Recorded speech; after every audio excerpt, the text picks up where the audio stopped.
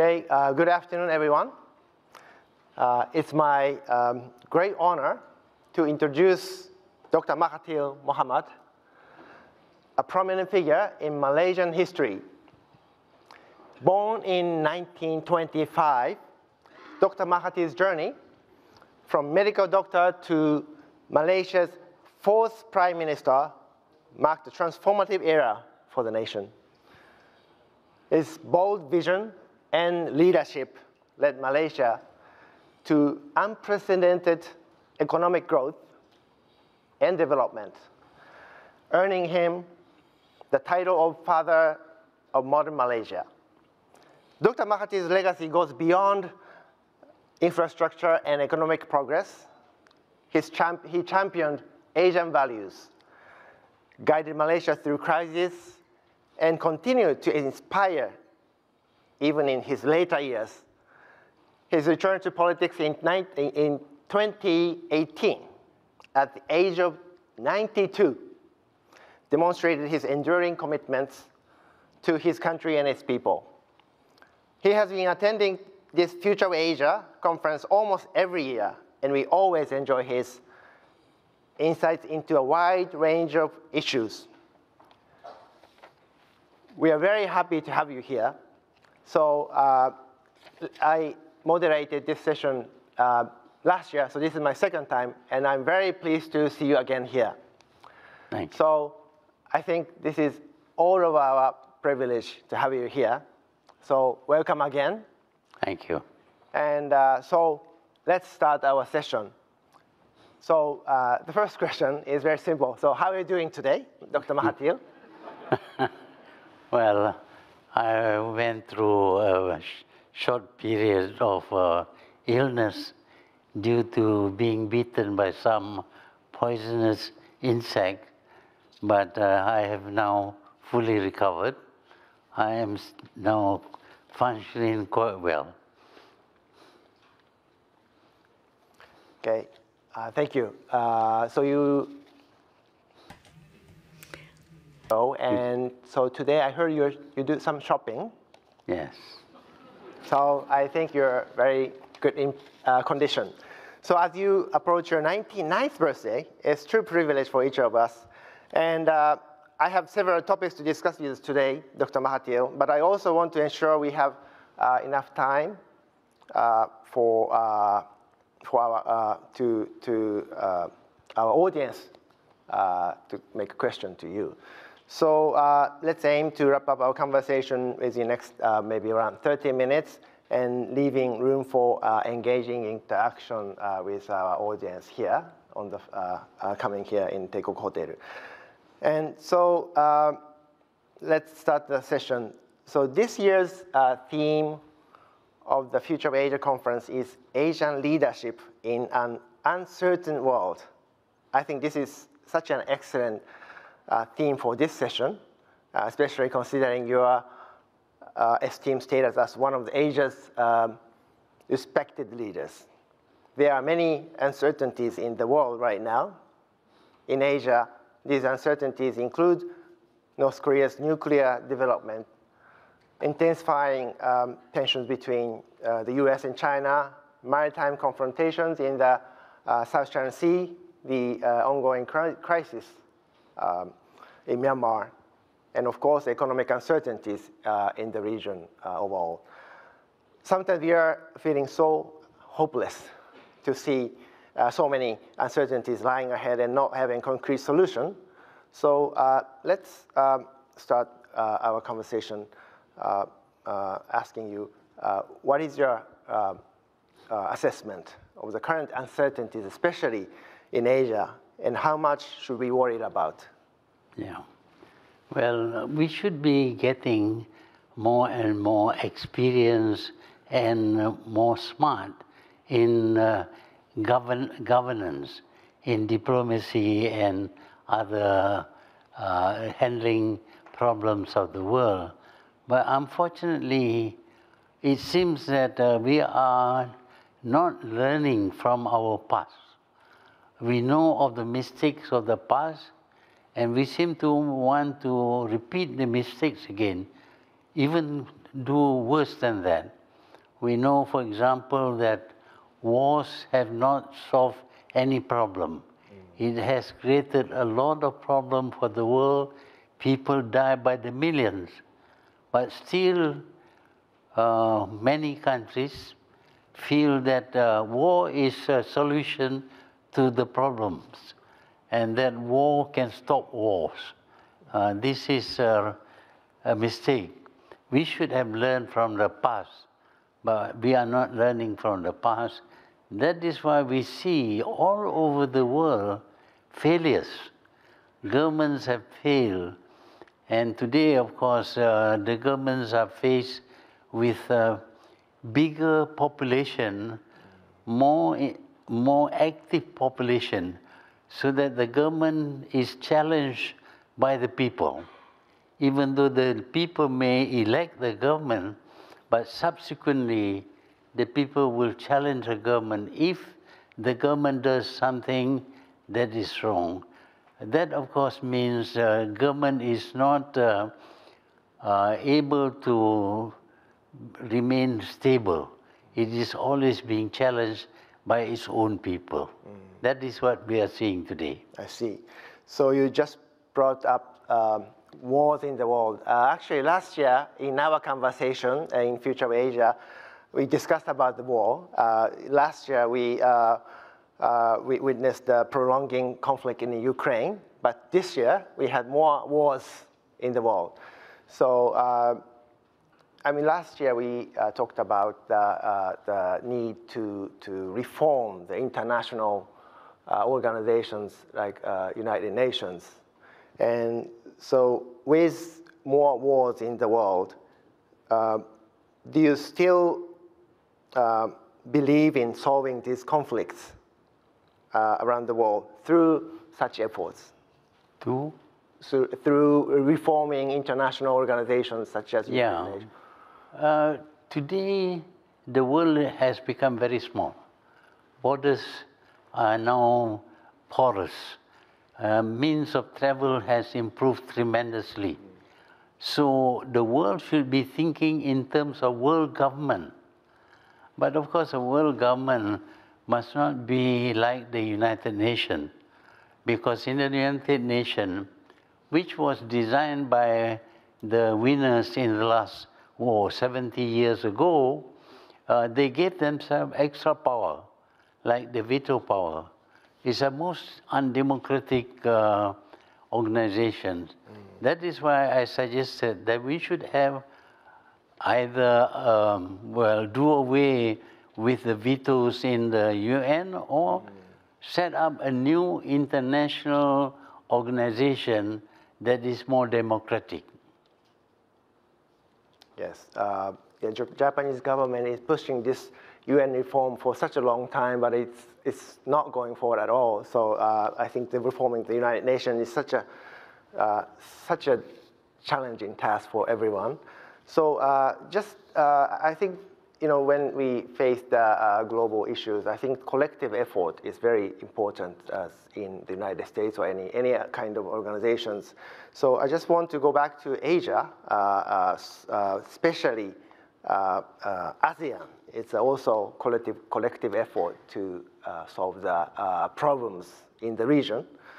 And one of the biggest uncertainties, problems, issues ASEAN is facing now is the situation in Myanmar, of course.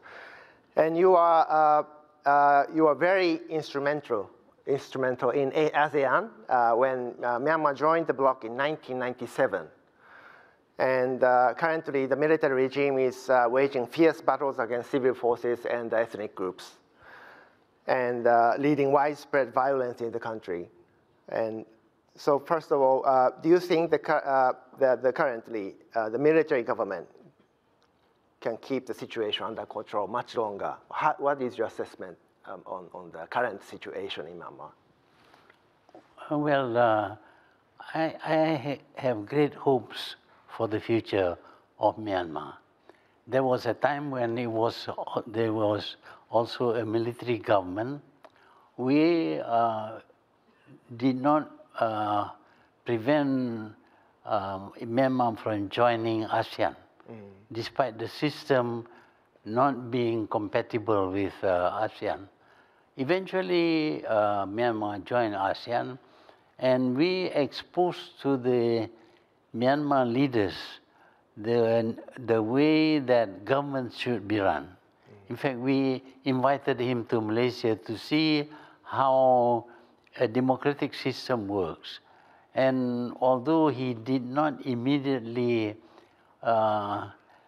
change the system of government, but eventually they became more democratic and they released Aung San Suu Kyi. Unfortunately, the new leaders have again gone back to the old ways. But even the new leaders, they will soon find that they need to change their system so that they become much more stable. Myanmar is a very rich country, but unfortunately it has not had a good governance. So I think even though now there is a military dictatorship, eventually they will realize that it is better to have a kind of democratic government. Okay, yeah. So speaking of Myanmar joining ASEAN, I think one of the good things about ASEAN is allowing many different kinds of political systems. Currently, Myanmar is always the central topic whenever the leaders of ASEAN gather. How do you think ASEAN's leadership? Do you think ASEAN leadership is effectively managing Myanmar issue? Yeah, I think people underrate ASEAN. It is one of the more successful regional organizations. When the countries of ASEAN were gained independence, they were not friendly with each other. In fact, there was some minor wars between ASEAN countries. But the ASEAN leaders at that time, 5 of them, decided that confrontation and wars would not be good for the group. So the leaders met and decided that every year they should meet and solve problems around a table. And indeed, since then, ASEAN has been peaceful, relatively speaking, compared to other regional groupings. So ASEAN is actually a good model for the world, I would say. Here are countries which are enemies of each other, but they decided to sit down and discuss matters and solve matters without wars. And until now, there has been no major wars between the ASEAN countries. Yes, I totally agree. ASEAN is kind of ideal regional framework with diversity of political systems, the culture, languages, even religions wide. So, I think this regional framework is now being tested, not only Myanmar, but also other issues facing the bloc. And I think the bloc is upholding several principles to keep the unity, such as neutrality or centrality and more. However, looking at the situation in Myanmar and recently emerging differences among ASEAN countries in their stances on the US-China competition, I have the impression that these principles may be wavering or being tested heavily. So what is your view on the principles of ASEAN? Well, we cannot expect all the countries to be exactly the same. We will have differences. What we have to do is to be tolerant. Yes, some countries are more democratic than other countries, but we cannot have 100% similarity between countries. What we see in the world, for example, is intolerance. For example, you want to have a regime change. Why? Oh, because his system is not like our system. And you go to war to change. Look at what happened to Iraq. Yes, it was not democratic, so you go to war thinking that you can make it democratic. The war was supposed to last 3 months.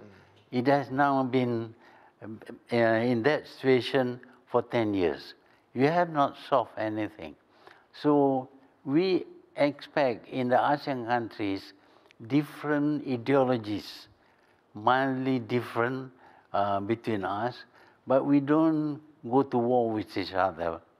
Okay, you want to have this interpretation of democracy, that's all right.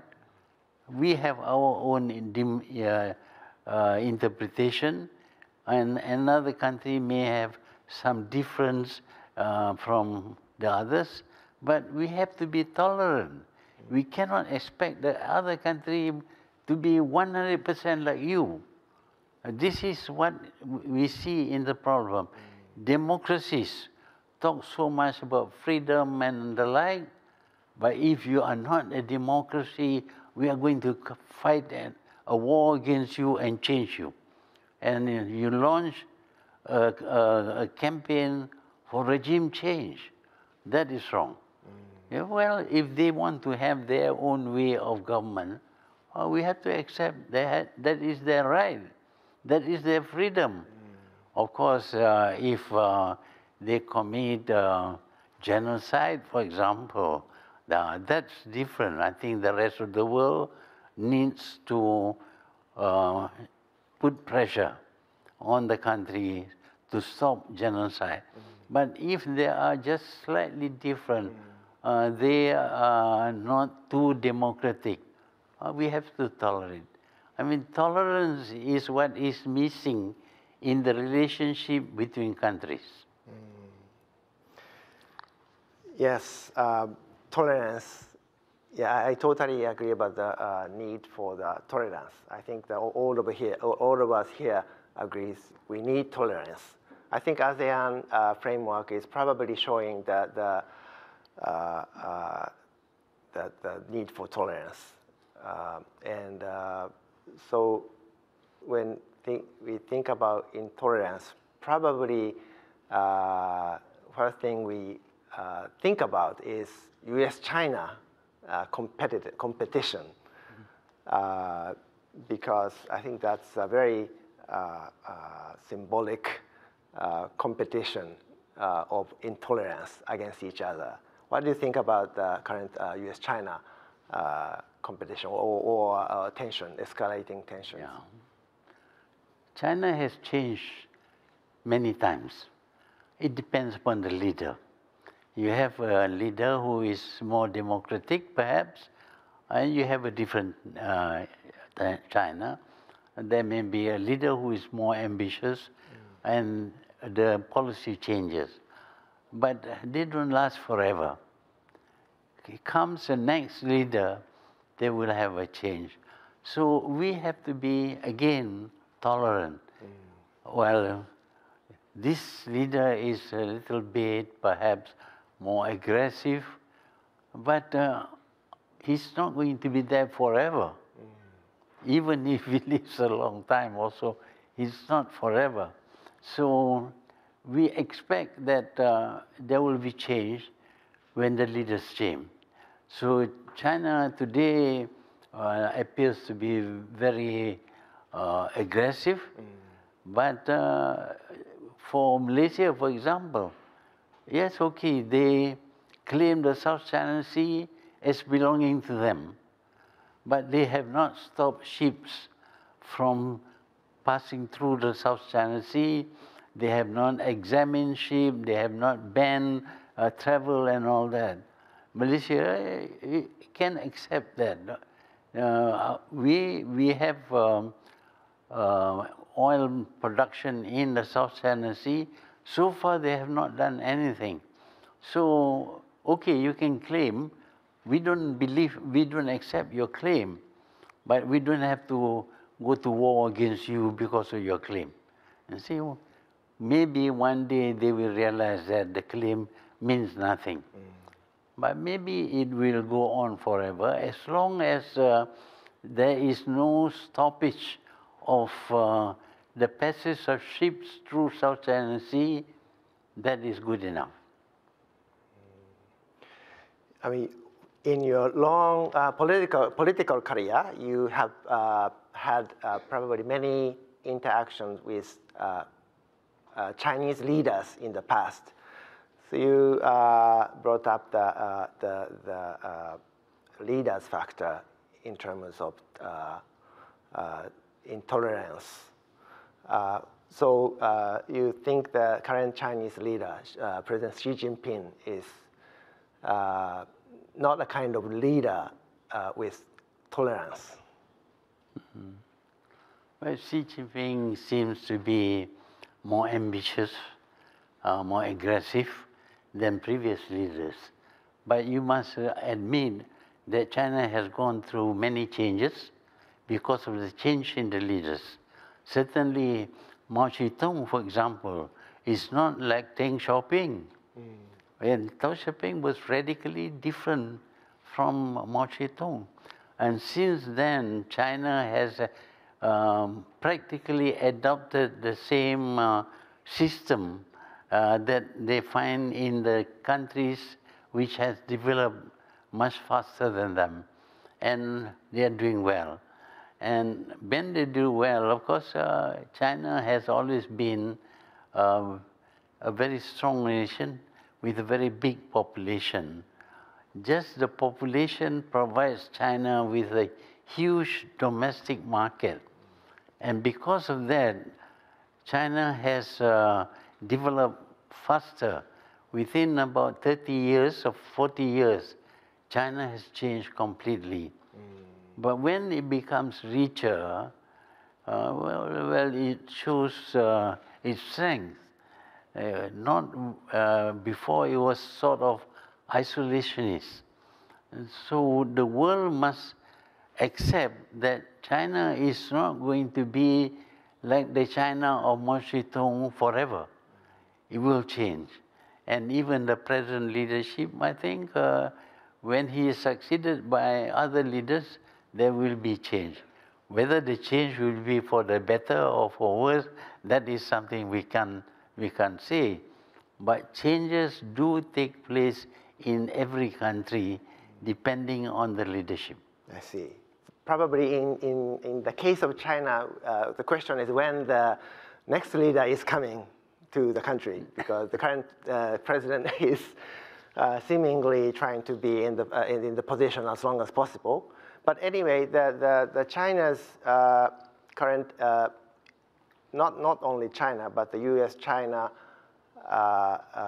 tensions are apparently affecting the ASEAN leadership. The ASEAN countries are increasingly forced to choose between U.S. or China, take side between U.S. and China. How should ASEAN countries or leadership deal with the tensions between those two major powers? Well, ASEAN should not try to take sides. ASEAN should remain neutral. China is a big market. We cannot lose that market.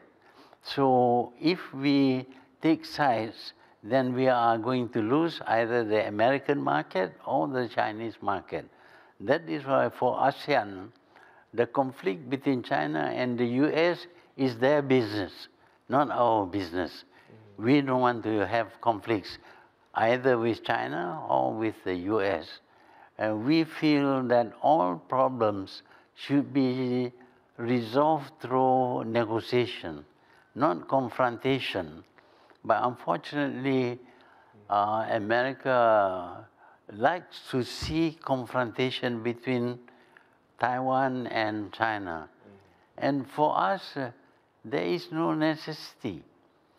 Even though China claims that Taiwan is a part of China, China had not invaded Taiwan, not because it cannot, but it is useful to China to leave Taiwan as a source of investment, as a source of technologies. So they claim, but they don't do anything. But Americans went to Taiwan, the speaker went to Taiwan and provoked China. Now we see an increase in the tension between the two countries. And when there is an increase in the tension, the advice given to Taiwan is that it must arm itself against possible Chinese invasion. And of course, then there will be sales of arms and increasing tension, a sort of arms race that will go on, which is a waste of time and a waste of money. Yes, so when it comes to US-China tensions, I also think that we can't blame only on China part. US probably has some blame.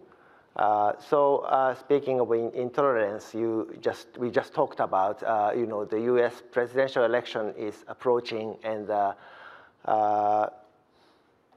former US President Donald Trump is probably one of the leaders with intolerance. And if we have two the leaders with intolerance in China and the US, the situation could be worse. How do you see the ongoing presidential election in the US, or the prospect of the US-China tensions? Well, Trump is an unusual president for America. We have not seen an American president who is willing to demonstrate and try to stop the installation of the Biden. That has never happened before in America. But he seems to resort to all kinds of actions which are unusual. And I would say that if he becomes a president again, we can expect a lot of unusual decisions made by him. For example, he might want to have a good relation with North Korea. Well, that is not a bad thing, but he may, on the other hand, be against migration. And many of his policies are not the usual policies of America. But we have to deal with him in a different way. But certainly we should not take sides. We should not support Trump's America against China, because he is going to think about America first, to bring back greater America. But that is his business. It's his country. He can do it, but don't harm other people. Okay, we are running out of time, and I want to go to the final topic, and my final topic is actually Japan. This year is seen as a potential turning point for Japan, with Nikkei stock average hitting a record high, surpassing the bubble era of the 1990s when you are Prime Minister, and raising hopes that the so-called lost decades of economic stagnation will finally be over. Accordingly, foreign interest in Japanese economy and Japan itself is on the rise, for the first time in many years. As a long-time observer of Japan, what are your impressions of this recent surge of interest in Japan or in Japanese economy?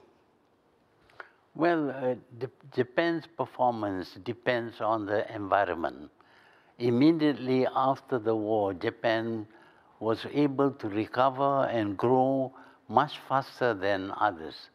That is probably because there is no competition from Europe. Europe was a costly place. America was a high-cost country. So Japan came in with a low-cost, high-quality product to the extent that they had to force you to revalue the yen to make you less competitive. But still, you did well, despite the value of the yen being increased. But what Japan did not anticipate was the Chinese development. China was at one time a third world country, very poor. But suddenly, after Deng Xiaoping changed the policies, China grew and competes with Japan. Now, the environment now has changed. And because the environment has changed, Japan must adjust to the environment. But it was slow in adjustment. So China comes up, and because China comes up high, Japan appears to be behind. But the capacity of Japan is still there. That is why once you adjust, you will recover. Already there are signs that you have accepted that now you have to compete with Korea, you have to compete with China, and the way you do business will be different. And when you change your strategy and your methods of growing your economy, I think Japan will recover very well. I see. So, yeah, to follow up, Japan and ASEAN celebrated the 50th anniversary of their friendship last year. And according to some of the surveys, Japan remained the most trusted major power in the region, and with some positive signs, as I told you, in the Japanese economy, and also growing trust and expectations from ASEAN countries. Do you think Japan should play more global role, or such as in territorial dispute in South China Sea or the crisis in Myanmar? Yeah. ASEAN has benefited from its relation with Japan from very early on. They used Japan as a model. They accepted investments from Japan. And generally, the relationship between Japan and ASEAN is very good, despite the fact that the history was not so good. Japan at one time created the Greater East Asia sphere, and ASEAN was under Japanese rule.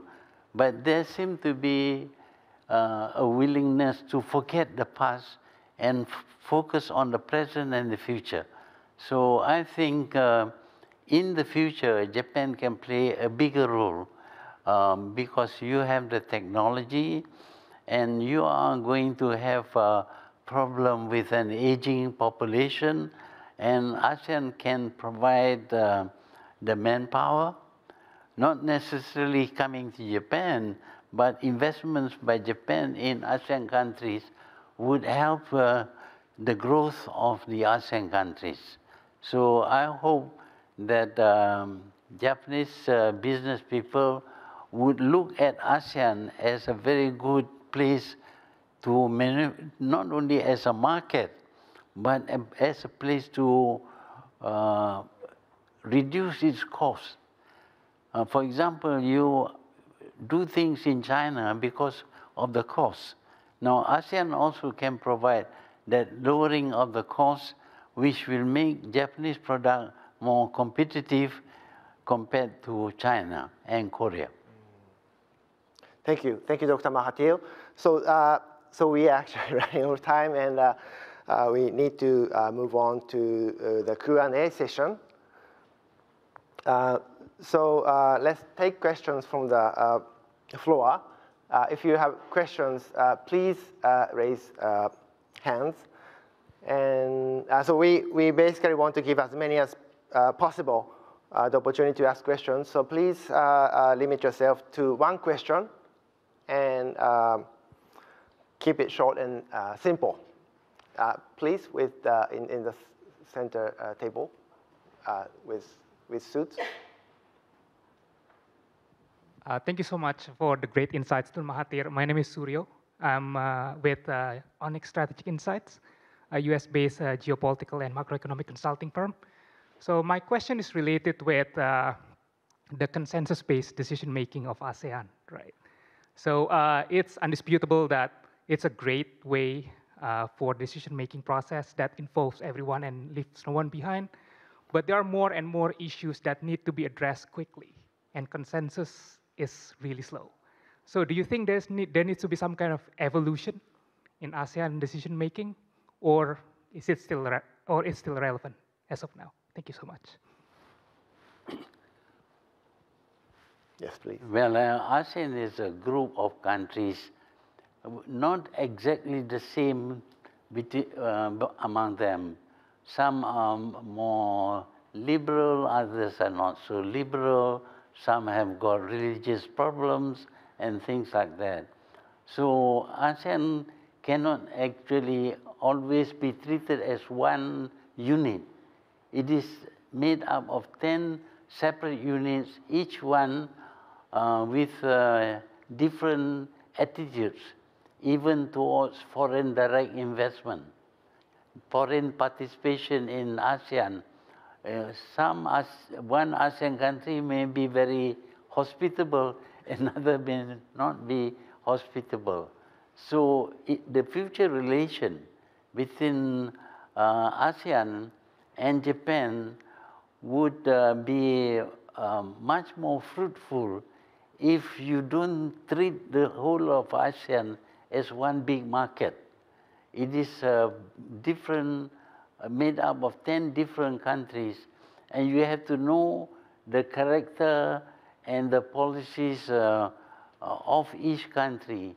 Then I think Japan would be able to play a much greater role in its relation with ASEAN countries. So in terms of the decision making itself, the consensus base, is it still relevant, Tun Mahathir? So he is asking ASEAN's decision-making process based on the consensus.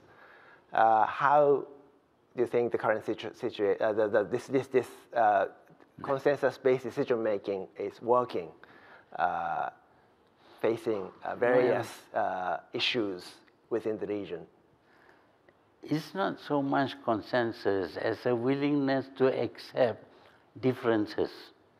You cannot reach one conclusion, but there may be separate conclusion, but we are, as mentioned just now, we are tolerant of the differences.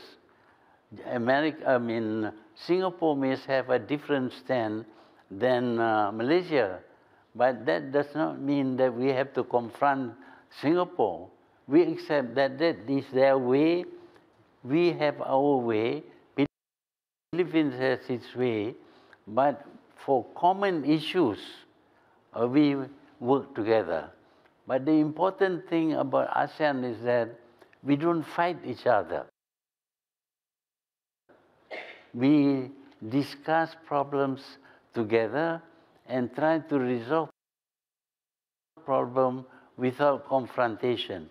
That is what ASEAN is successful, because most other regional cooperation, regional groupings have not done as well as ASEAN, where relationship is concerned.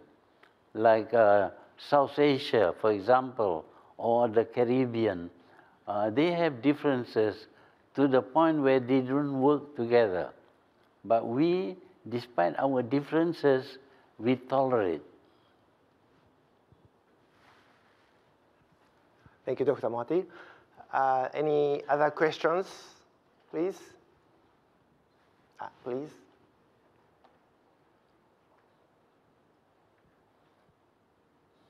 Thank you very much. Tung sayu sangagumbira sayu boretengo tung siha. I would like to ask about, today we already heard about the future of Asia and the future of Japan. So I would like to ask about the future of Malaysia too. Malaysia also is facing on the many issues. So what do you think about the future of Malaysia? So she's asking future of Malaysia. Well, I believe Malaysia has a good future, but of course, much depends upon the leadership, because leadership plays a very big role in any country. But presently, of course, we are not doing so well, because the system, the democratic system depends upon popularity. But the people who are elected are popular, but are not necessarily capable or competent in the running of a country. And although they are popular, but they don't, if they don't know how to run a country, to develop a country, the country cannot develop well. But it is hope that in the future, new governments will be formed, maybe by younger people, and maybe they are better qualified, better educated, and Malaysia will be able to exploit all the resources that we have in Malaysia. Terima kasih banyak. Thank you, Dr. Mahathir. Maybe one more question.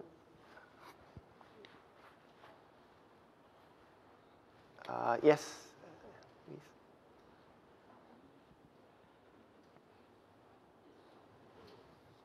Yes, thank you, Dato' Sri Mahathir, for the opportunity. My name is Randy. I'm from Pertamina East Asia in Japan. You mentioned about the collective effort and also the tolerance among regions. And I'm wondering about the tension currently between China and also the United States that you mentioned. So the question is, what strategies can Southeast Asia countries adopt to ensure sustainable economic growth and regional? And in what extent you mentioned about tolerance among regions? Thank you. Okay, so his question is about basically what kind of strategy the ASEAN countries should take to ensure the more towards the prosperity, the stable economic growth against the backdrop of U.S.-China tensions. Well, ASEAN has a big trade with China. In fact, China is the biggest trading partner for most of the ASEAN countries. We have to look after that. It's beneficial to us, so we cannot confront China. But we may disagree with China over many things, including the claim that the South China Sea belongs to China. Although they claim it belongs to them, we cannot confront them. We cannot go to war with them. So we have to accept that that is their position. So long as they don't stop ships from flying through the seas, well, they can claim, but it doesn't affect us. We just want to live at peace with among ourselves and also with our trading partners. And China is a big trading partner. Therefore, we have to be tolerant of the system and the way China manages itself, as much as we want them to be tolerant of our way of running our country. Thank you, Dr. Mahathir. So unfortunately, the time is running out, and I like to close this session. Thank you very much, Dr. Mahathir. And please join me in giving Dr. Mahathir another big round of applause.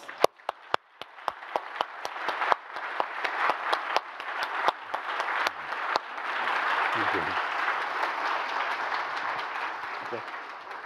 Thank you very much. 皆様ご着席のまま拍手。